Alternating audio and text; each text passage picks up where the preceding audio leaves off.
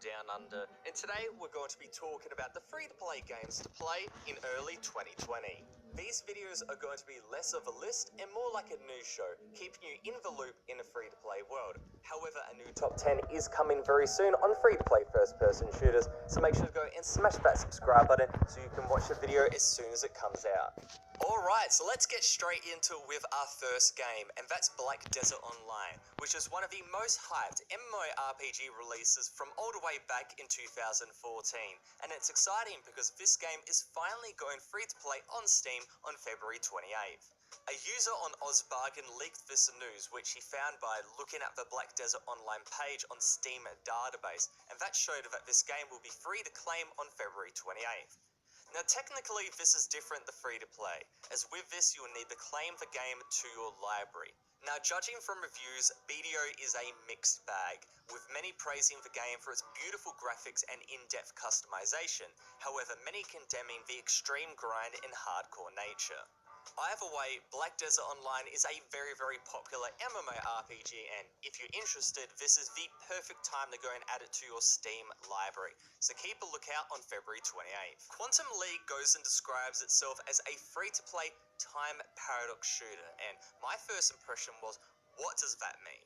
Now from the short trailer, it shows that you have 3 time loops where you go and play for a little bit and then you travel back in time, and then your clones go and replicate the actions of what you just did, but also you're on the battlefield as well going and shooting, and then you do another time loop, and so there's 2 of you doing the actions of what you just did, and then you also playing. So it's 3v3 but only 1 player. It's a very weird concept, and if that made no sense, do not worry, because it's also confusing me as well. But the trailer is well produced, the graphics look nice, the concept is very unique, and I feel like we could potentially be onto something. We could be, just finding that diamond in the rough type of thing. There is a lot to go and think about with this, but I'm keeping my eye on it, so when it comes out, I'm definitely going to be doing a gameplay. Next up, we've got Hordes.io, a browser-based MMORPG that has been taking over the .io scene lately, and for good reason. It's free to play, super easy to run, and has a ton of players. While technically this game has been out for a while, it really started getting some steam at the start of this year, with players grasping at the easy to pick up but hard to put down gameplay.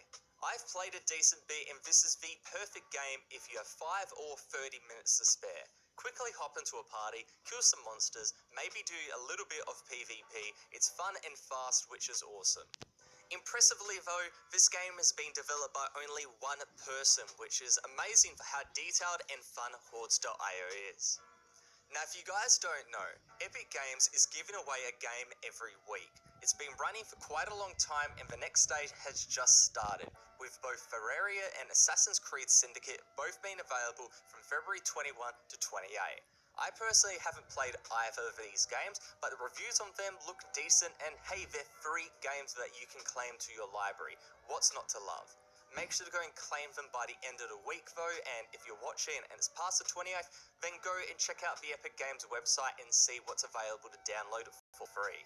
Now moving on to some free-to-play Steam games, which was like my bread and butter, and still I keep trolling through the Steam store every single week trying to go and find the gems in the rough that you guys might want to go and check out. The first one I want to quickly mention, it's not like my star pick, but it's something that might be a little bit interesting, is Valgrave Immortal Plains. It's described as a combo-focused battle royale game, and to be honest, it doesn't look half bad. It has fairly standard graphics, but a cool premise and back-to-basics gameplay.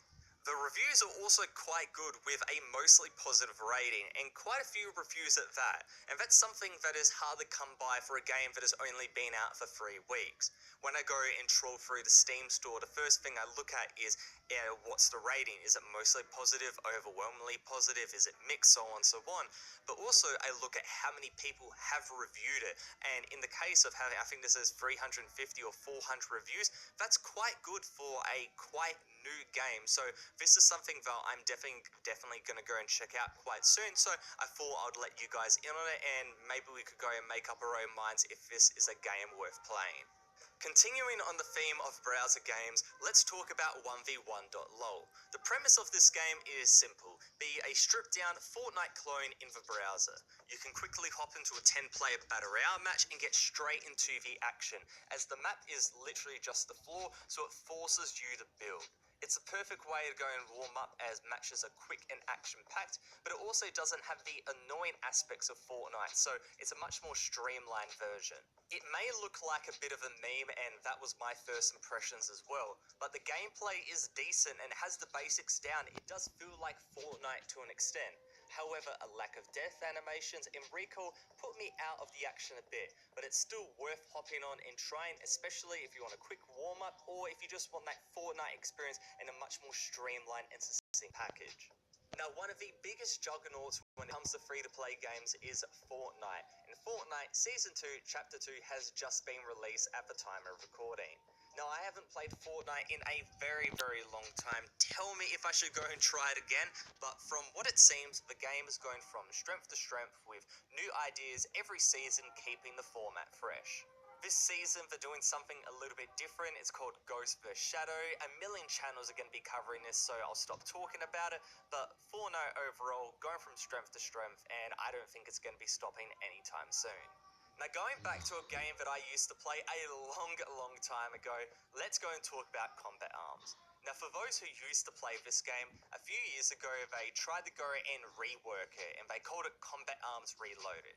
It had upgraded graphics, a new UI, which admittedly is pretty trash, among other somewhat useless updates, some kind of cool, some not. Now, I've covered this game on my channel a lot. I think my first 6 years of this channel was dedicated to Combat Arms, so if you like this game, there is a ton of content for you. But what I want to go and talk about now is quite big for this rather dead game, and that's the opening of Latin America servers. Basically, the North American, European, and Australian player bases for Combat Arms are completely dead. However, the Latin America community has always been quite strong, so the opening of a dedicated server for Reloaded is quite big.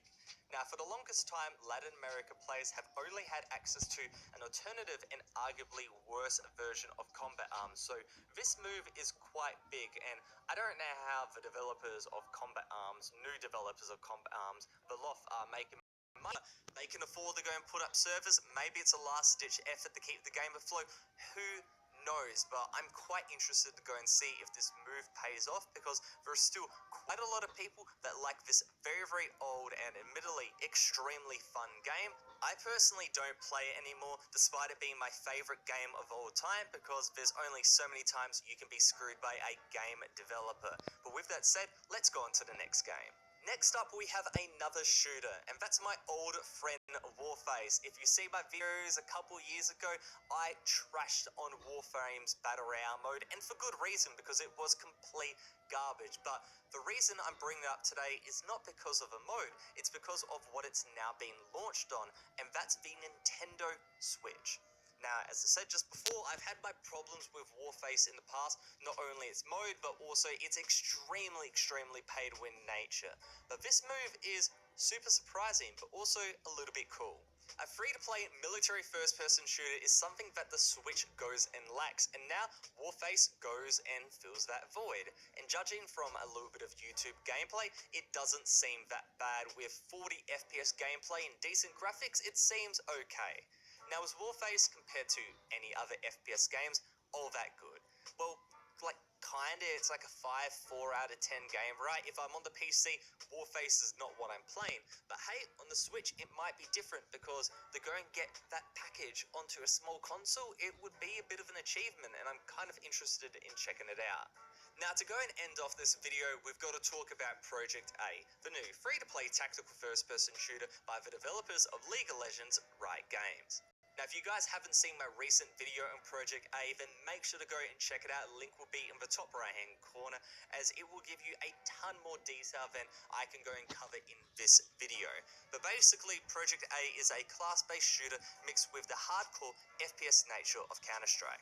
Now, to be fair, bubbling it down to this is probably very inaccurate, but from what we can go and see, that's a basic concept. We haven't had a chance to go and play it yet. There's been no betas. There's been a few people that had some very closed-door testing and released their impressions online, and I'm also very, very jealous of that, along with everybody very jealous, because Project A looks amazing, and I definitely want to go and do a ton of videos on it. If you guys want to hear more, make sure to go and check out that video, but hopefully you guys enjoyed this one, and if you did, make sure to go and smash that like button and subscribe for more videos on free-to-play games. Bye for now, it's Undercover Dudes, all the way from Down Under, out.